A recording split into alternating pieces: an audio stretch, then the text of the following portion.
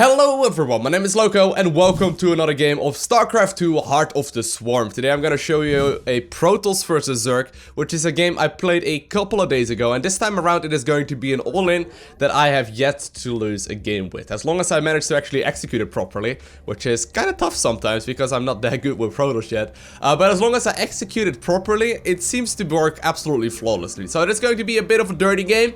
Not gonna lie, it is gonna be a pretty dirty push, but you know, quick introduction about myself. Basically, I've been playing Zerg for a very long time, but about a week or so ago, I decided, hey, why not have some fun and actually play some random. So right now, we are at the top of the line of Diamond League, and things are going quite well, and this is a build that I've been playing pretty much every single Protoss versus Zerg, and been winning pretty much every single game.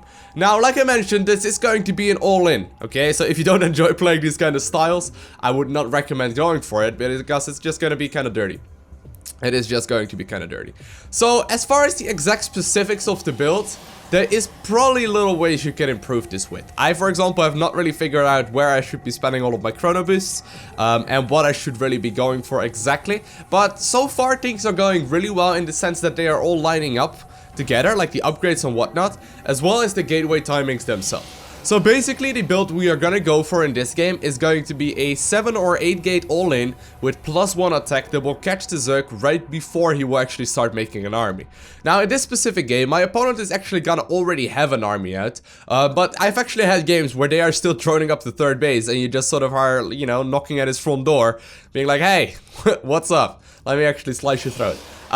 So the one thing that you need to do when playing this build is confuse the Zerg player, okay? As a Zerg player, what you are always trying to figure out from a Protoss is the build they are going for. As a Zerg player, you need to know whether or not you can make drones at that given time, or if you should go ahead and actually go for like some workers, or for some actual army.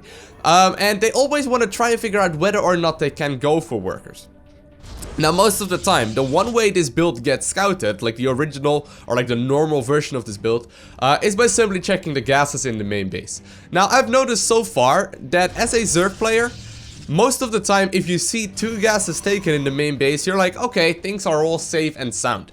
Because, you know, even though most players don't actually scout that much, if you see 2 gases in the main, you know, more often than not, it's just going to be a standard macro game. However, in this specific one, we are not going to actually get, well, we are going to get the 2 gases in the main base. We are going to get one right there and then the second one as well. But what we're going to do is not mine 3 and 3, but we're going to mine 2 and 2. And this one will allow us to basically start our upgrades early enough, to get a stalker out early enough as well to figure out exactly what is going on, and to also shoo away any kind of overlord scouts that my opponent could be potentially having. And in the meantime, we are also going to use that second gas geyser to confuse our opponent into thinking we are going to go for macro plays. So I am putting only 2 workers in each gas geyser right now, but like I said, there's probably still little ways I can improve this build, so I don't want to, you know, jump into too much of the specifics. Now, the idea right here is that we go for a Nexus first. You manage to actually hide your scouting probe, so I have that one hiding across the other side of the map. That is crucial. We are gonna need like a proxy pylon to warp in from. And in the meantime, it's just a standard Nexus first sort of play. So I do go for a Nexus first right there, into a forge, into a pylon, into a gateway, and then eventually also the other warp gate right there. And as you can see, I am mining 2 and 2 in gas right now. Just gonna keep on making more stuff. Got the Zealot in production as well. But for the time being, the only thing we are worried for is going to be more and more workers. You gotta make sure you get as many workers as you possibly can. Now, in this specific game, I believe my opponent doesn't even scout me, okay? But more often than not, you know, like the scary thing is obviously when the Zerg player analyzes exactly what's going on. So the one reason to confuse them is by going for those double gases right here in the main base, just to, you know, sort of confuse him, but also to get that stalker out. You can actually afford the stalker now. So the first upgrade you want to go for right there is going to be the Forge +1 attack upgrade. The reason why you get the +1 upgrade for the attack upgrades rather than the armor one is simply for the fact that normally it takes Zealots to actually, you know, kill a Zergling. It usually takes 3 hits, but with +1 attack it only takes 2 hits to kill a Zergling. And that's huge. So always get the +1 attack when you're going for a build like this, and just try and get max saturation with as little gas as possible off of 2 bases. So I'm gonna go up to 16 workers on each base. +1 attack is already researching. I will be able to shoo away the Zergling right here as well. And you know, I'm just trying to deal some extra damage. This is really easy though. Like, this is not a difficult build. You can probably execute this with very minimal knowledge. Now, the Stalker in the meantime is hanging around right here in the main base, okay? I'm using this one to shoo away any kind of potential overlord. And in the meantime, whenever I have the minerals to support it, I'm gonna start a crap ton of gateways. I don't really know exactly how many those are. Let's have a quick look. There's 3, 6, yeah, so that's 7, 8 gateways in total, with the one included at the front. And I'm just gonna chrono boost out my cybernetics core upgrade as well as my forge upgrade right there to keep the aggression on. In the meantime, I am leapfrogging a bunch of pylons forward. Now obviously, if this probe would get found, things would get a little bit difficult and we would have to like slowly move forward. So keeping that probe alive right there is crucial. You might even want to consider taking a second probe out on the map towards the other side, just to make sure that you get this proxy pylon down. But right now, what I'm working towards is just, you know, making sure I get my +1 attack. Well, it's actually already done. Making sure my warp gates finish up and then start a lot of warp gates. What I'm gonna do is just warp in on the other side of the map. Slowly but surely, actually kind of want to try move my Stalker and my Zealot over as well. But that's gonna warp in for the time being.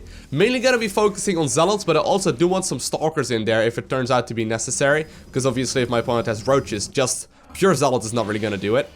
But this is like the easiest, peasiest all-in that I have found that is working beautifully pretty much every single time.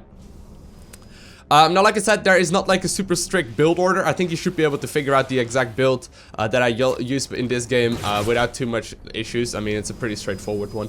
But for the time being, I'm just gonna be making as many units as possible, and I'm just gonna warp in on the other side of the map. Now, normally, I've had plenty of games already where the guy that I've been playing against simply just has, you know, a lot of workers in his natural, or in his third base rather, and all of a sudden he cannot afford any kind of army because he doesn't have the actual resources to do so. However, in this game, my opponent started making units really early on when he saw my units move across the map, like the Stalker and the Zealot, and I will still be able to just sort of walk over him, okay? It's not gonna be as close as you ideally want to, but just target firing down a bunch of these Zealots with the Stalkers that I have, and trying to close the distance with the Zealots will allow me to just overrun him without too much of a problem. So, you know, I'm just gonna be warping in, chrono boosting as much as I can, but the +1 attack really is going to town right now on all of the units that my opponent has. As you can see, I'm not microing this very well either.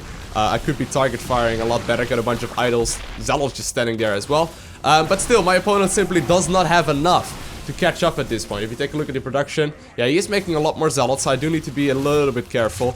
But as long as I sort of just push him away, I should be more than fine. Now, he does have a lot in production, but considering I am in the middle of his third base and his natural, I will be able to cut off the units, and I'm just gonna keep on chrono boosting. Now, the main thing that I would find difficult playing against this as a Zerg player is seeing those double gases in the main base, okay? Because I would assume this is gonna be standard macro play.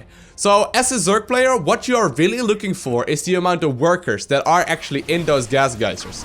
So, always try and figure out exactly the amount it is and go from there. If you see 3 or 4, it is more often than not going to be some sort of aggressive play, okay? If it is going to be like 6 workers in the gas geyser, a build like this is a lot less strong or a lot less viable as well.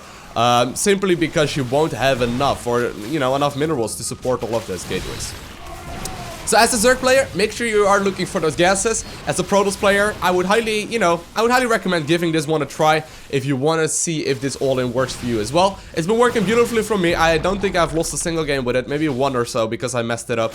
But other than that, I want to thank you guys all for watching. Have an amazing day. Do not forget to smile. And I believe my opponent leaves the game right around right here.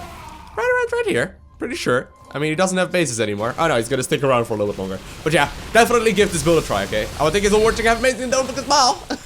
I chrono boosted out my outro.